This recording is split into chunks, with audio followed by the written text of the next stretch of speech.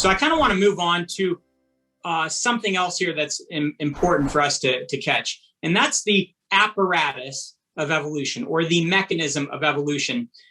It's been said that gradual mutations and natural selection work together to produce new fundamental features.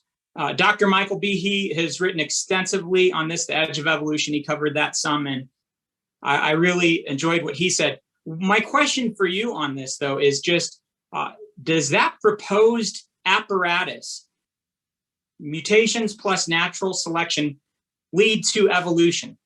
You know, I just want to make sure people are clear when I answer this question that I am very much a card-carrying creationist.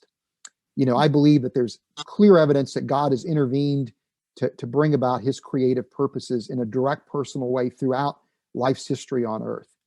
But I also think that there are aspects of the evolutionary paradigm that are well established. So I would be reticent to call myself an anti-evolutionist. I'm just simply skeptical that the mechanisms that evolutionary biologists have uncovered can explain the totality of biology.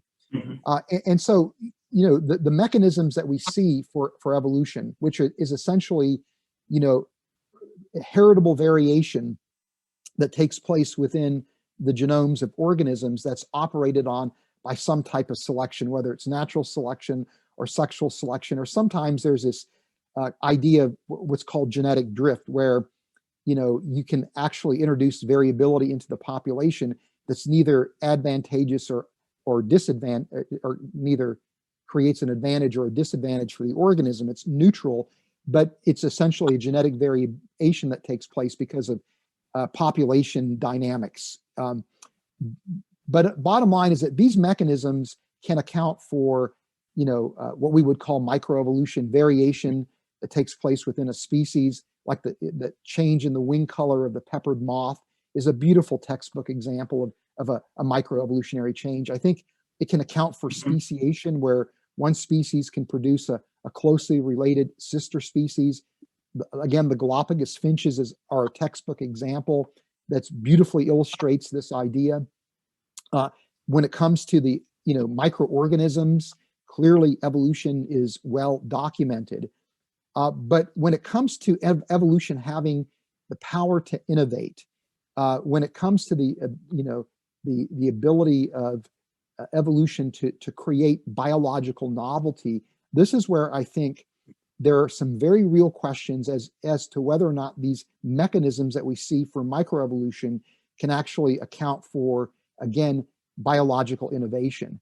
And so, for example, when it comes to the origin of eukaryotic cells, these mechanisms that we see that can explain microbial evolution cannot explain how a bacterium could evolve into a eukaryotic cell.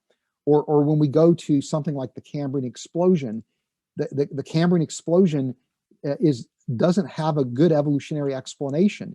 And in fact, you know, the mechanisms that are available to explain, again, microevolution and speciation just don't seem to have the wherewithal to account for how suddenly you could go from a loose colonial aggregate of cells to these organisms that have these highly integrated, you know, organ systems.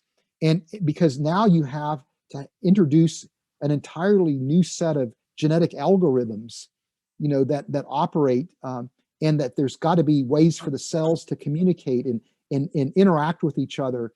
And you have to be able to turn on and turn off genes in the cells to create specialization within the cells. And there's a whole developmental regime that has to emerge, that has to be specified, you know, in the genetic material. And how do these transitions happen? Really, you know, given the nature of natural selection or sexual selection, is really, you know, again, you know, mind-boggling to people. And so this is leading to something known as a call for the extended evolutionary synthesis. So there are a growing number of evolutionary biologists and biologists, life scientists in general, who are arguing evolutionary theory today is deficient to explain innovation, you know, to explain, you know, the introduction of biological novelty. And they're arguing that we've got to expand evolutionary theory to be able to handle accounting for these transitions. And so that the mere fact that you see people working in the evolutionary biologists specifically and life scientists in general calling for an extended evolutionary synthesis is a really clear indication that evolutionary theory cannot account for, again, the origin of novelty for biological innovation.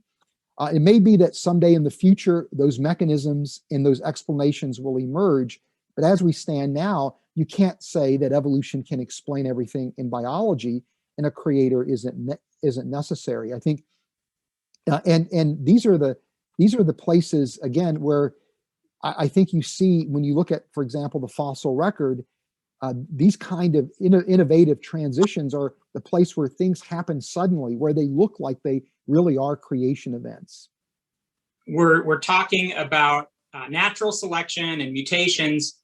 Correct me if I'm wrong. This is probably how Dr. Behe and other biochemists would put it, and how I might share it here. We can see microevolution happening through this series of mutations and natural selection that might lead to some speciation or maybe even some change at the genus level, but definitely nothing beyond the family level. We aren't getting anything new out of the process. So micro, small e evolution, yes. Macro, big E evolution, no. Is that right? Yeah, that's exactly right. And again, I think the key point that I was laboring to make is this: this is not simply a critique being leveled by creationist or intelligent design proponents. This is the people that are card-carrying evolutionary biologists are pointing these concerns out, that they are acknowledging that, again, current theory doesn't seem to be able to account for these transitions. Stephen Jay Gould, again, in paleobiology, said that this theory of gradual mutations plus natural selection leading to big E evolution, he said, quote, "It's effectively dead despite its persistence as textbook orthodoxy." And so he was one of those card-carrying evolutionists willing to admit that.